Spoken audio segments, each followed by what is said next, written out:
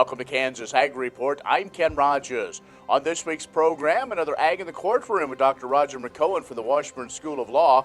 We'll also have features from the Kansas Soybean Commission, Kansas Department of Agriculture, and Kansas Grain Sorghum, plus our weekly updates from the Kansas Livestock Association and market information from Pinion, a division of K-COE Isom.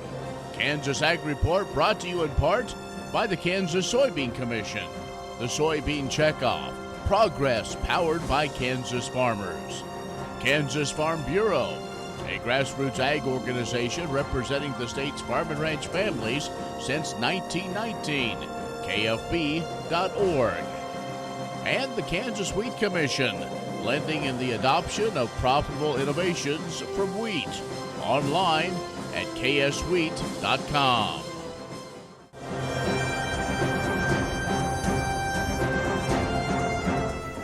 Congratulations to all our Kansas farmers who entered the Kansas Soybean Yield and Value Contests.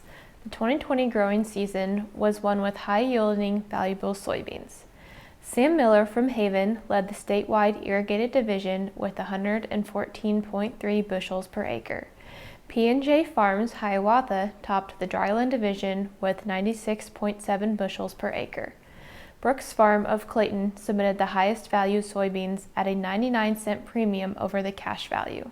Other first-place divisional entries are HBJ Farms North-Northeast Conventional Till Dryland, Wilson Family Farms Northeast Conventional Till Dryland, Dan Bigham Northeast No-Till Dryland, Ryan Stewart North Central Conventional Till Dryland, Greg Sexton North Central No-Till Dryland, Mike and Jara Hauger, East Central Conventional Till Dryland, Brandon Litch, East Central No-Till Dryland, Rod Watson, Southeast Conventional Till Dryland, Dennis Hill, Southeast Conventional Till Dryland, and Love Farms of Gray County, statewide no-till irrigated.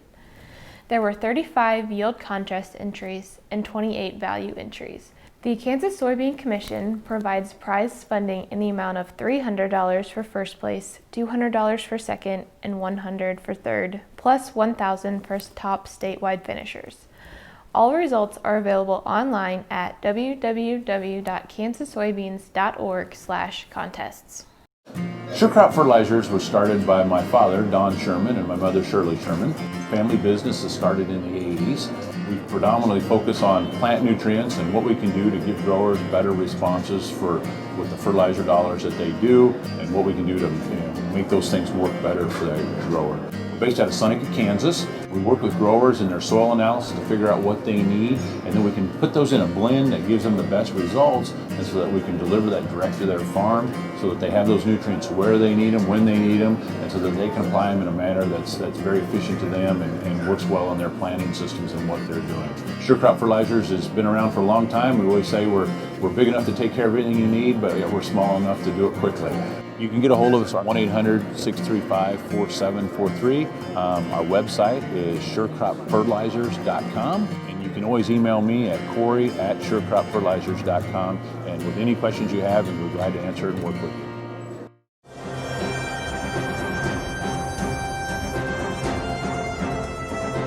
As we all know, 2020 has been an unusual year, to say the least. But as this memorable year comes to a close, all of us at the Kansas Department of Agriculture want to extend our gratitude to all of you across the state of Kansas who have persevered throughout the year and once again have shown why agriculture remains the state's largest industry, employer, and economic driver. We've always known that agriculture means hard work done every single day of the year by thousands of people involved in ag production in all corners of Kansas. And we are proud to serve you and to advocate for you. This year, the essential work that you do to keep the food supply chain moving was made even more visible here in Kansas and throughout the nation and the world. You continued to care for animals, plant and harvest crops, and process, transport, and deliver meat and other food products. You added plexiglass barriers in your businesses, you expanded your online capabilities, you added food delivery options, and you reached out to consumers to sell directly to them in their homes. You changed the way you do business, learning how to hold meetings and conferences online, and you did all this while helping your staff stay safe and healthy and supporting your employees, neighbors, and family who are pivoting to work from home when necessary due to quarantines or school kids at home. In August, during our annual Ag Growth Summit, which, like many things, was held as a virtual event this year, we took some time to recognize Ag Heroes, members of the Kansas agriculture family who went above and beyond to help in their communities. But we know that there are thousands of you who were Ag Heroes this year. So for all you have done for the state and for the agriculture industry in 2020, the Kansas Department of Agriculture says thank you. Grain sorghum is one of the most important cereal crops worldwide, and Kansas leads the nation in its production. Over the years, sorghum has been either exported, used in animal feed domestically, or for other industrial uses. Recently, its use in the ethanol market has seen tremendous growth, with 30% of domestic sorghum typically going to ethanol production. Kansas Grain Sorghum is committed to sorghum research, market development, and education. Learn more at ksgrainsorghum.org.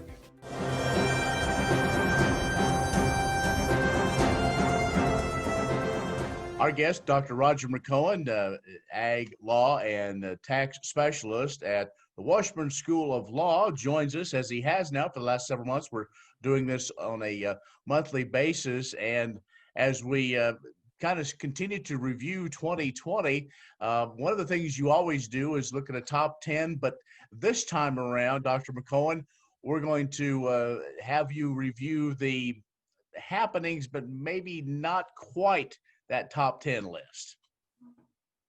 Yeah, Ken, there's always so many developments that happen from year to year. It seems like as time goes on, the law gets more entangled into agricultural operations and tax issues that it's pretty hard to narrow it down to just 10. So I will have a top 10, and we can talk about those in another time, but the almost top 10, these are big, they're important developments, but just, I don't think, not quite big enough on a national scale to make the top 10 in terms of its impact on agriculture as a whole.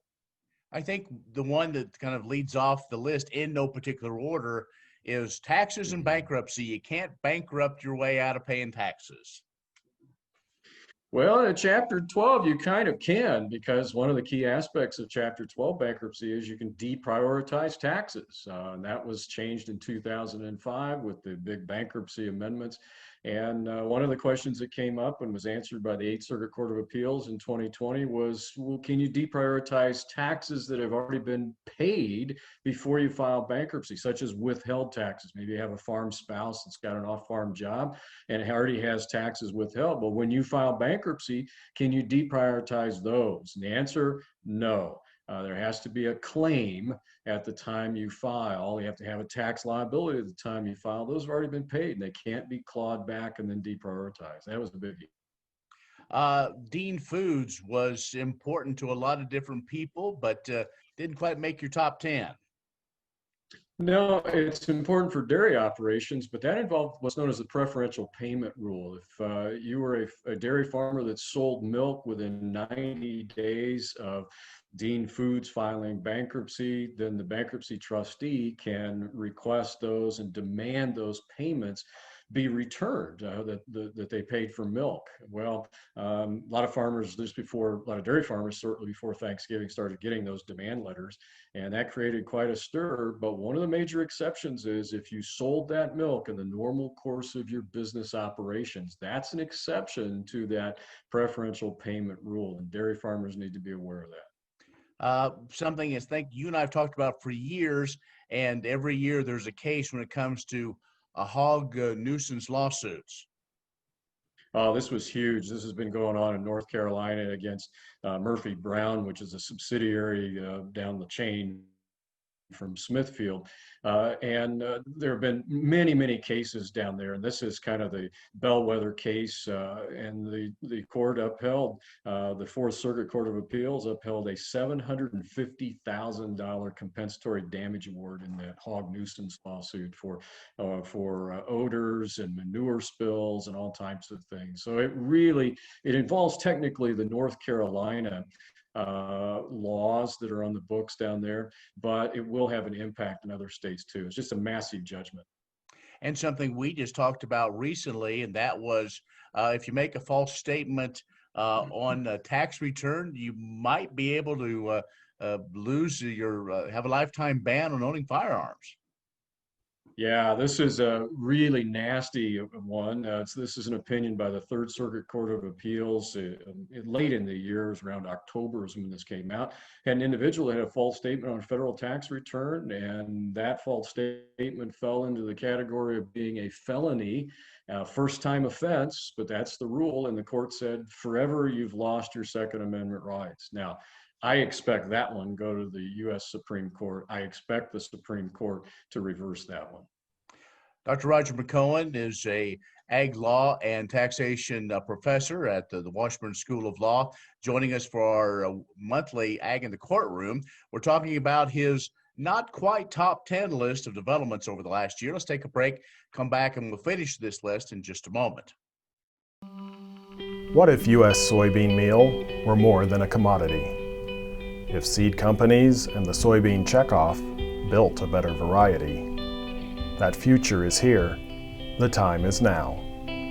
To meet end-user demands, the soybean checkoff is investing in the compositional quality of soybeans, including meal. A message from the Kansas Soybean Commission, the soybean checkoff, progress powered by Kansas farmers.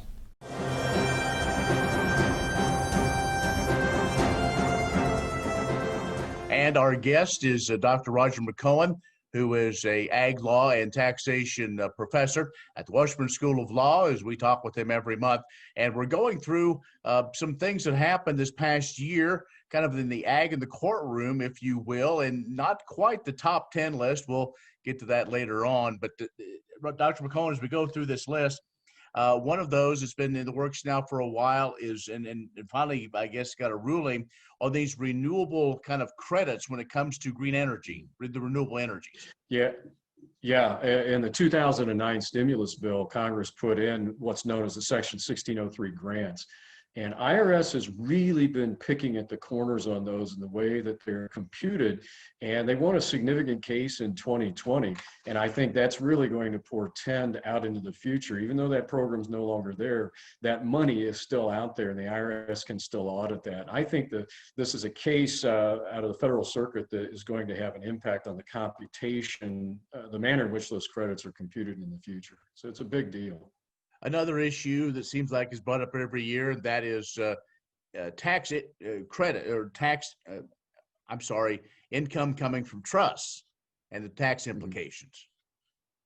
Yeah, and this was a big deal because if you remember under TCJA, the 2017 law that took effect in 2018 at the federal level, the effect of that is it wiped out a lot of itemized deductions. A lot fewer people will itemize deductions now. Well, the question out of that was, do those same rules apply to trust? Can trust, what does it do to deductions claimed by trust? The answer is, it doesn't really do anything. The IRS took a very soft position in some final regulations, and so we're basically going to get the level of deductions that we want, that we've been used to at the trust level. One that has a Kansas connection, lying with purpose of harming livestock facilities is known as protected speech. Yeah, this is known as I don't like to refer to it this way, but the public, non-ag public knows these as the ag-gag laws. Kansas had the first in the country of these laws in 1990, and they've been challenged by anti-agriculture, anti-livestock groups across the country. The Kansas law was challenged, and back in January of this year, the Federal District Court for Kansas said that it was facially unconstitutional. And there were various challenges. The governor's office, by virtue of the attorney general, tried to defend that and were not successful in doing that. Now there's been an injunction entered against enforcement of the law. Another thing that happens every year is different challenges to right to farm laws. Yeah, there was a big case in Indiana that they even asked the U.S. Supreme Court to hear the case, and the U.S. Supreme Court just a few months ago, late in 2020, declined to hear the case. But it was a very fascinating case involving one branch of the family, the senior member of the family, having to sue the junior members of the family on down the line, a couple of generations, for changing from the row crop operation to a large-scale confinement hog operation while grandpa/great-grandpa still lived in the home that he was born in. And it created a nuisance for him. And the Indiana right to farm law protected the change in the operation. And the U.S. Supreme Court declined to hear the case. Well, and one that I guess I'm a little interested in, that dinosaur fossils are minerals. Well, the question is whether they are minerals or not. Do they belong to the mineral owner? Do they belong to the surface owner? And in the Montana case, this involved multi-million dollars worth of dinosaur fossils. You've got complete Tyrannosaurus Rex that is uncovered. It's worth millions upon millions of dollars. And it was a battle between who owns it. Do the oil and gas owners, the mineral owners own that along with the surface owner who also owns some of the minerals, or is it just the surface owner? And the Montana Supreme Court said that dinosaur fossils are not minerals. They belong to the surface estate owner because they are not mined like natural resources are mined. And I think that's the right result. And another thing we talked about earlier this fall was the force majeure when it comes to some of the clauses in some of the contracts that are written. Yeah, this was a big issue. This is not a particular case or a ruling or anything like that, but this was a situation that came up as a result of the virus where you had early in the year, back along March, April, May, we saw production chains shut down because of virus issues at packing plants, for example, at dairy operations. And so dairy farmers couldn't get their milk picked up. They were having to dump milk. Hogs couldn't be picked up by hog buyers because the kill plants were shut down. And so, what do you do in that situation? Is that a breach of contract? Well, that brought up the issue of force majeure clauses. Do you have language in your contract that says what happens when there is something that's not really an act of God, it's an act of government that would prevent you from performing under your contract? And that was an issue a lot of attorneys had not thought about, many for their entire career, and it came up, and it came up in spades. Well, Dr. McEowen, is always great to catch up with these things. If folks want to read more about your not quite top 10 list and other blog information that you have, how can they do that or subscribe to it? They can just go to my website, and that's washburnlaw.edu/Walter, WALTR. And on that homepage down the left side, they'll see a link for the Agricultural Law and Taxation blog. And then there's another link next to that where they can click on that, fill it out, and sign up for the email notification. And then when I add something to a new article to the blog, you'll see the title of it and what it's all about. And if that interests you, then you can go to it and read it. If not, you can move on to what else you're doing. All right, Dr. McEowen, we look forward to talking with you again next month. Thank you, Ken. Appreciate it. Dr. Roger McEowen, who is an ag law and ag taxation professor at the Washburn School of Law, has joined us. Stay with us. More coming up. The Kansas Wheat Innovation Center in Manhattan is rediscovering ways to get improved varieties and new genetics in the hands of farmers faster. Grower-led and checkoff-funded research initiatives are bringing about positive change. This grassroots leadership provides a strong voice in Topeka and Washington, D.C. Now is the time to partner with Kansas Wheat in moving wheat forward. Kansas Wheat Commission and Kansas Association of Wheat Growers. Farmers investing in their future and yours. Log on to rediscoverwheat.org. Kansas farmers see opportunity ahead for 2021 as international demand for grain sorghum continues to show strength into the new year. In fact, grain sorghum prices in the U.S. have trended sharply higher from mid-August to late December in 2020, and that's due to surging Chinese demand for grain sorghum propelling the export market. According to the International Grains Program Institute, IGP, at Kansas State University, of the 74.8 million bushels of U.S. sorghum forward sales yet to be shipped, 97% have been made to Chinese buyers. And IGP notes that forward sales of U.S. grain sorghum exports have been bullish through December 24, 2020. The USDA has also acknowledged the strength of U.S. grain sorghum exports by raising its U.S. export forecast to 275 million bushels in the current marketing year, which would be the largest level of U.S. grain sorghum exports since 352 million bushels in 2014-15. Kansas State University projects current marketing year average U.S. farm prices for grain sorghum to be $5.09 per bushel. So stronger cash bids for grain sorghum, along with stronger new crop 2021 forward contract bids for sorghum delivered to your local grain elevator this fall, will likely encourage farmers to increase grain sorghum planted acreage this spring. For growers interested in planting grain sorghum this year, be sure to head over to the United Sorghum Checkoff Program's website at sorghumcheckoff.com for production and marketing tips. And to stay up to date on grain sorghum in Kansas, visit ksgrainsorghum.org for more news and market updates. For Kansas Grain Sorghum, this is Adam York. Sure Crop Fertilizers was started by my father, Don Sherman, and my mother, Shirley Sherman. Family business that started in the 80s. We predominantly focus on plant nutrients and what we can do to give growers better responses with the fertilizer dollars that they do, and what we can do to make those things work better for the grower. We're based out of Seneca, Kansas. We work with growers in their soil analysis to figure out what they need, and then we can put those in a blend that gives them the best results, and so that we can deliver that direct to their farm so that they have those nutrients where they need them, when they need them, and so that they can apply them in a manner that's very efficient to them and works well on their planting systems and what they're doing. Sure Crop Fertilizers has been around for a long time. We always say we're big enough to take care of everything you need, but we're small enough to do it quickly.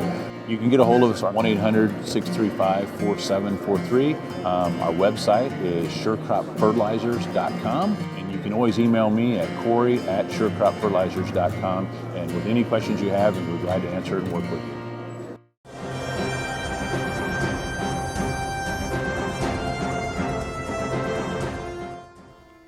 USDA and the Department of Health and Human Services released the 2020 through 2025 dietary guidelines for Americans in late December.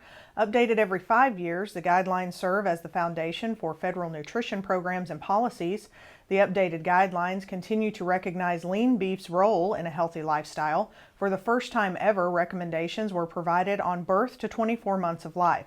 Those recommendations suggest introducing nutrient-dense complementary foods to infants at about 6 months, including foods rich in iron and zinc like beef. The guidelines further identified critical life stages and populations such as pregnant women, babies and toddlers, teen girls, and older adults who are at risk of deficiency of many nutrients that are readily available in beef. The National Cattlemen's Beef Association was fully engaged throughout the entire process of updating the dietary guidelines. Specifically, over the past year and a half, NCBA submitted 21 sets of public comments and more than 100 research studies in support of beef's role in a healthy diet to the Dietary Guidelines for Americans Committee. Additionally, on August 11th of 2020, NCBA shared comments on the committee's draft reports presenting information to USDA and the Department of Health and Human Services. Many seed companies claim to offer the latest genetics, but how many have tested those genetics in soils just like yours? The Oldie Seed Know to Grow research program has fully tested the latest seed genetics in soils that are right in your neighborhood. The Oldie Seed Know to Grow program can recommend the best performing hybrids from technologies like Enlist, Extend, and Liberty Link that will optimize the yield and profit of every acre on your farm. Contact Oldie Seed today.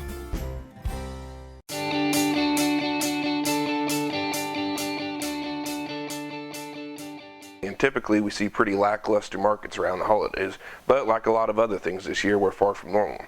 With COVID, politics, and stimulus headlines floating, there's more than plenty to keep the markets on its toes.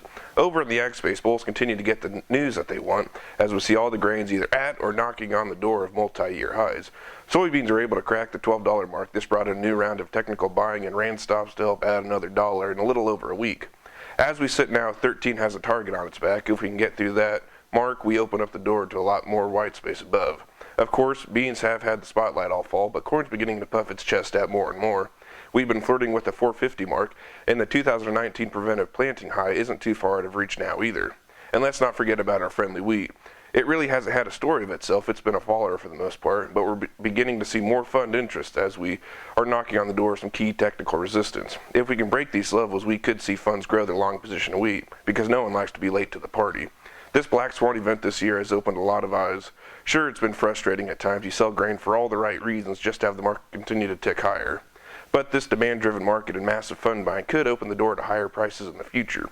Could the sentiment in the commodity market start to turn, go from a bear market like we've seen for the last 6 years, where instead of trying to protect the downside and not miss out on profitable levels, Now we're trying to protect the upside and not miss out on the rally. Of course, no one knows what next harvest will bring, let alone next week. But it will be important moving forward that you put yourself in a position to win, whether the market continues higher or we have a setback. If you have questions, give us a call here at 888-452-8751. I'm Zach Otot. Have a great day. Well, that's our show this week. And be sure to be social with us online at kansasagreport.net or on Facebook and Twitter. As the pandemic continues, we all need to do our part. That means wear our mask, social distance, continue to wash your hands, and above all, if you don't feel well, simply stay home. We all need to remain Kansas strong. I'm Ken Rahjes. Thanks for watching. We'll see you next week on the Kansas Ag Report.